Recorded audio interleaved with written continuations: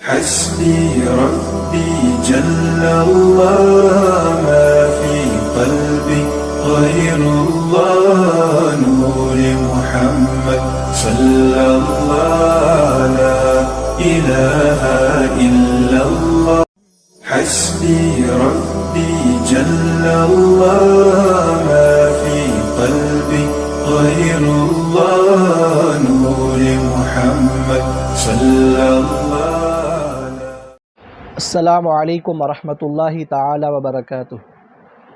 الحمدللہ وحدہ والصلاة والسلام علی من لا نبی بعدہ، اما بعد فاعوذ باللہ من الشیطان الرجیم، بسم اللہ الرحمن الرحیم۔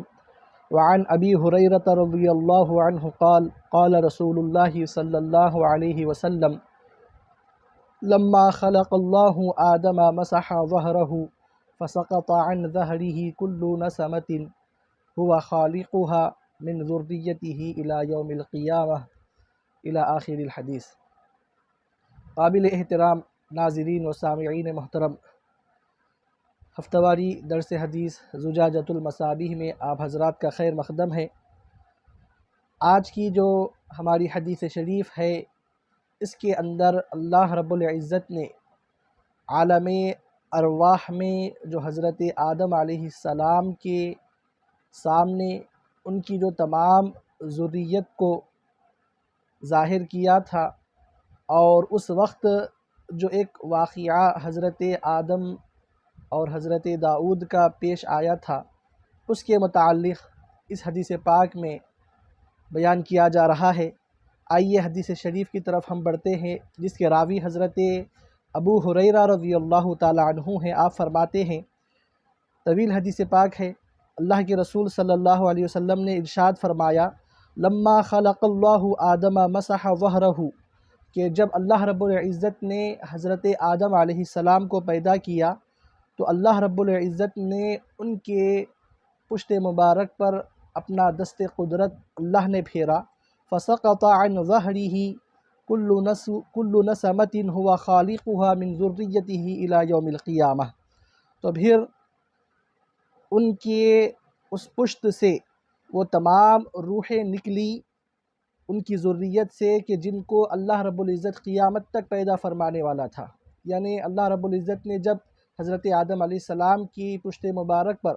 جب دست قدرت کو پھیرا تو پھر وہ تمام روحیں نمودار ہو گئی، ظاہر ہو گئی، کہ جن کو حضرت آدم کی ذریت سے اللہ رب العزت قیامت تک پیدا فرمانے والا تھا۔ پھر بتلایا گیا، وَجَعَلَ بَيْنَ عَيْنَيْ كُلَّ إِنسَانٍ مِّنْهُمْ وَبِيزًا مِّن نُورٍ، اور اللہ رب العزت نے ہر انسان کے دونوں آنکھوں کے درمیان میں اللہ رب العزت نے نور کو ظاہر فرما دیا۔ اب یہ نور کس چیز کا تھا؟ تو اس کے متعلق شارحین فرماتے ہیں، یہ نور فطری نور یعنی فطرت سلیمہ، دین اسلام، دین فطرت کا نور تھا، کہ جن کو اللہ رب العزت نے ان کے چہروں پر نمودار فرما دیا، یعنی کہ آگے چل کر یہ لوگ اللہ رب العزت کی وحدانیت اور ان کے رسولوں کو ماننے والے ہیں، تو اسی کا نور اللہ رب العزت نے ان کے پیشانیوں پر اللہ رب العزت نے ظاہر فرما دیا۔ پھر آگے بتلایا گیا، ثم عرضهم على آدم، اللہ رب العزت نے وہ تمام جو آپ کی ذریت سے قیامت تک پیدا ہونے والے تھے، اللہ رب العزت نے تمام کا تمام حضرت آدم علیہ السلام کے سامنے پیش فرما دیا۔ حضرت آدم علیہ السلام کو ان تمام ذریت کا مشاہدہ فرما دیا، اور یہ تمام کارروائی اللہ رب العزت نے کیوں کی؟ اس بات پر حضرت آدم علیہ السلام کو مطلع فرمانے کے لیے کہ اللہ رب العزت ہر چیز سے علیم و خبیر ہے، اللہ رب العزت سے کوئی چیز مخفی اور پوشیدہ نہیں ہے۔ پھر آگے بتلایا گیا کہ حضرت آدم علیہ السلام نے جب ان کا مشاہدہ کیا تو فرمایا، فقال ای ربی من ہؤلاء قال ذریتک، اللہ رب العزت نے جب حضرت آدم کے سامنے تمام ذریت کو، آپ کی اولاد کو پیش کیا تو حضرت آدم علیہ السلام نے سوال کیا کہ باری الہ یہ تمام کے تمام کون ہیں؟ تو اللہ رب العزت کا جواب آیا کہ اے آدم، یہ تمام کی تمام قیامت تک تمہاری آنے والی ذریت ہے، تمہاری یہ اولاد ہے۔ فرآ رجلا منہم فأعجبہ وبیض ما بین عینیہ، تو حضرت آدم علیہ السلام نے ان میں سے ایک آدمی کو دیکھا کہ جن کے دونوں آنکھوں کی درمیان جو اللہ نے چمک ظاہر کی تھی، وہ چمک حضرت آدم علیہ السلام کو بہت زیادہ بھا گئی، بہت زیادہ پسند آئی۔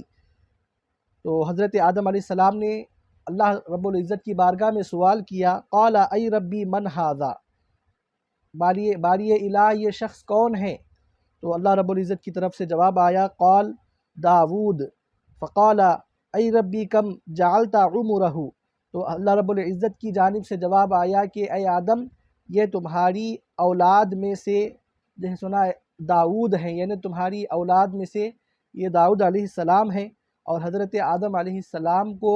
ان کے آنکھوں کی درمیان کی جو چمک تھی بہت زیادہ پسند آئی۔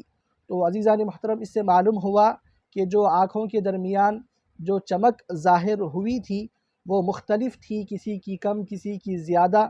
تو حضرت آدم علیہ السلام کو جو چمک پسند آئی، حضرت داؤد کی پسند آئی۔ تو عزیزان محترم، اس سے یہ لازم نہیں آتا کہ حضرت داؤد علیہ السلام کو تمام انبیاء پر فضیلت حاصل ہے، بلکہ اللہ رب العزت نے یہ جو چیز کو ظاہر کیا، یہ حضرت آدم علیہ السلام کی کرامت اور ان کی مدح کے اظہار کے لیے اللہ رب العزت نے ظاہر فرمایا، ورنہ اس سے یہ لازم نہیں آتا کہ ہمارے نبی صلی اللہ علیہ وسلم کا نور مبارک کم تھا اور جیسے سنا وہ ہمارے نبی سے بڑھ کر ہے، یہ ہرگز اس سے لازم نہیں آتا، ہر کسی کے پسند کی بات تھی۔ بلا تشبیہ میں آپ کے سامنے ایک مثال رکھتا ہوں کہ دیکھیے، مجنوں کو لیلی پسند تھی، جبکہ دنیا میں لیلی سے بھی کئی زیادہ خوبصورت عورتیں موجود تھیں، لیکن محبوب کی نظر میں وہی چیز پسند آئی جو کہ اس کو مرغوب تھی۔ تو بلا تشبیہ آپ کے سامنے یہ بات میں نے رکھی ہے۔ پھر اس کے بعد آگے حضرت آدم علیہ السلام نے رب سے سوال کیا، کم جعلت عمرہ، اے اللہ تو نے ان کی عمر کو کتنا بنایا ہے، تو نے ان کی عمر کو کتنا مقرر کیا ہے؟ قال 60 سنۃ، تو اللہ رب العزت نے کہا کہ 60 سال۔ قال ربی زدہ من عمری 40 سنۃ، تو اللہ رب العزت کی بارگاہ میں حضرت آدم علیہ السلام عرض گو ہوئے کہ مولا کہ تو نے میری عمر 1000 سال بنائی ہے، تو پھر اس عمر میں سے میرے عمر کے 40 سال تو حضرت داؤد علیہ السلام کو دے دے۔ تو اس سے معلوم ہوا کہ اللہ تعالیٰ اپنے مقبول اور خاص بندوں کو اللہ رب العزت اپنے راز ظاہر فرما دیتا ہے، کیونکہ عمر کا معلوم ہونا یہ علوم خمسہ میں سے ہے، یعنی کہ موت کب آئے گی، عمر کتنی ہے، کہاں آدمی انتقال کرے گا، بارش کب برسے گی، اور اسی طرح ماں کے پیٹ میں کیا ہے، یہ 5 علوم خمسہ ہے کہ جس کے بارے میں ہر کوئی نہیں جانتا، لیکن اللہ رب العزت اپنے خاص بندوں پر اس چیز کا اظہار فرما دیتا ہے۔ تو حضرت آدم علیہ السلام کے سوال کرنے پر اللہ رب العزت نے ان علوم خمسہ میں سے جو ایک علم تھا عمر، اس کے بارے میں اللہ رب العزت نے بات کو ظاہر کر دیا۔ تو حضرت آدم علیہ السلام نے کہا کہ باری تعالیٰ تو اس میں سے میری عمر کے جو تو نے 1000 سال رکھے ہیں، اس میں سے 40 سال داؤد علیہ السلام کو تو دے دے، تو ان کی عمر مکمل پھر 100 سال ہو جائے گی۔ پھر آگے بتلایا گیا، قال رسول اللہ صلی اللہ علیہ وسلم فلما انقضى عمر آدم الا 40 جاءه ملک الموت، کہ جب اللہ کے رسول صلی اللہ علیہ وسلم نے فرمایا کہ حضرت آدم علیہ السلام نے جب عمر پوری کر لی سوائے ان کی عمر کے 40 سال جو باقی تھے، تو جاءه ملک الموت، تو پھر ملک الموت حضرت عزرائیل علیہ السلام ان کے پاس آئے۔ فقال آدم اولم يبق من عمری 40 سنة، تو حضرت آدم علیہ السلام نے ان سے کہا کہ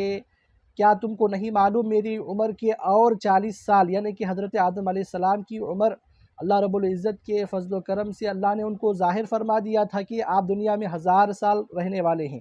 تو حضرت آدم علیہ السلام نے اپنے اختیار سے اور دعا کی کہ مولا میری عمر سے 40 سال حضرت داؤد کو دے دے، تو ان کی دعا کو قبول کر لیا گیا۔ لیکن جب دنیا میں آپ نے 960 سال جب آپ نے مکمل کر لیے، تو اس کے بعد حضرت عزرائیل علیہ السلام ملک الموت آپ کے پاس آئے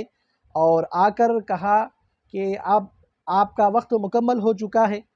تو موت کا پیغام لے کر آئے۔ اور یاد رکھیے اللہ رب العزت کے جو انبیاء ہیں، تو پھر وہ دنیا میں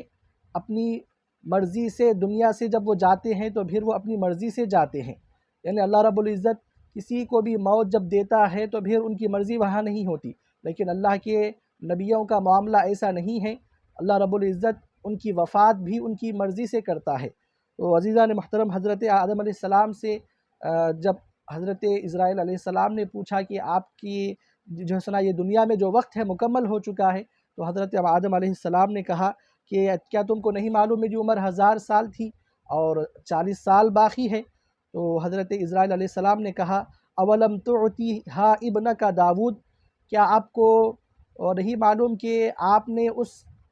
1000 سال میں سے 40 سال اپنے بیٹے داؤد کو آپ نے دے دیا؟ فجحد آدم فجحدت ذریتہ، تو حضرت آدم علیہ السلام نے اس کا انکار کر دیا تو ان کی ذریت نے بھی انکار کر دیا۔ تو معلوم ہوا کہ حضرت آدم علیہ السلام کو ان کی عمر معلوم تھی، لیکن وہ انبیاء علیہ السلام کے پاس جب بھی آتے ہیں تو ملک الموت سمجھا بجھا کر جو ہے سنا ان کی روح قبض کرتے ہیں، اور حضرت آدم علیہ السلام کا یہ جو انکار کرنا تھا، خیال رہے کہ یہ جو انکار تھا یہ نسیان کی وجہ سے تھا۔ حضرت آدم علیہ السلام کا یہ انکار نسیان کی وجہ سے تھا، عناد کی وجہ سے نہیں تھا، اپنے نفس کی الیاذ باللہ سرکشی کی وجہ سے نہیں تھا، یہ نسیان کی وجہ سے تھا۔ فجحدت ذریتہ، تو حضرت آدم علیہ السلام جب انکاری ہوئے تو پھر ان کی ذریت نے بھی انکار کیا۔ وَنَسِيَ آدَمُ فَأَكَلَ مِنَ الشَّجَرَةِ فَنَسِيَتْ ذُرِّيَّتُهُ، اور حضرت آدم علیہ السلام سے بھول ہوئی درخت کے کھانے میں تو پھر ان کی ذریت سے بھی بھول ہوئی۔ وَخَطَأَ آدَمُ وَخَطَأَتْ ذُرِّيَّتُهُ، اور حضرت آدم علیہ السلام سے خطا ہوئی اور خطا و خطائے اجتہادی ہوئی۔ حضرت آدم علیہ السلام کو جن سے درخت سے روکا گیا تھا، حضرت آدم علیہ السلام نے سمجھا کہ شاید کسی خاص درخت سے روکا گیا ہے، حالانکہ ممانعت یہ جن سے درخت سے تھی، تو پھر حضرت آدم علیہ السلام سے یہاں پر خطائے اجتہادی ہوئی تو پھر آپ کی ذریت سے بھی خطائیں ہونے لگی۔ تو عزیزان محترم، حضرت آدم علیہ السلام سے یہ جو نسیان ہوا، اس نسیان میں بھی اللہ رب العزت کی ہزارہا حکمتیں ہیں۔ اگر یاد رکھیے یہ نسیان بھی اللہ رب العزت کی طرف سے انسانوں کے لیے ایک نعمت ہے۔ اگر نسیان نہ ہوتا تو پھر انسانی زندگی مشکل ہو جاتی، کیونکہ اگر نسیان نہ ہو تو پھر انسان کے دماغ میں ہمیشہ ایک ہی کیفیت جو ہے سو وہ باقی رہے گی۔ حالانکہ انسانی زندگی میں کئی نشیب و فراز آتے ہیں، کبھی مشکل آتی ہے، کبھی غم آتے ہیں۔ اگر نسیان کو نہ رکھتا اللہ رب العزت تو پھر انسان کے ذہن و دماغ پر ہمیشہ ایک ہی کیفیت طاری ہوتی، تو پھر اسی کیفیت کے ساتھ ساری زندگی کا اس کا گزارنا مشکل اور دشوار ہو جاتا۔ تو عزیزان محترم، اس طرح کی ہزارہا حکمتیں جو سنا اللہ رب العزت کے انسان کے اندر نسیان رکھنے میں موجود ہے، تو اس پر بھی ہم کو اللہ کا شکر ادا کرنا چاہیے۔ تو الغرض عزیزان محترم، یہ طویل حدیث پاک آپ کے سامنے رکھی گئی کہ حضرت آدم علیہ السلام سے نسیان ہوا، وہ اللہ کی طرف سے ان پر نسیان طاری ہوا تھا، تو پھر ان کی ذریت سے بھی تا قیامت جو ہے سنا وہ نسیان طاری ہوتا ہے۔ اسی لیے حدیث پاک میں بتلایا گیا کہ اول الناس، یعنی کہ لوگوں میں سے جو سب سے پہلے ہے حضرت آدم، وہی سب سے پہلے بھولنے والے ہیں۔ تو پھر ان کی ذریت میں بھی نسیان ہوا، کیونکہ بتلایا گیا کہ الولد سر ابیہ، کہ جو اولاد ہوتی ہے وہ اس کے والد کا راز ہوتی ہے۔ تو پھر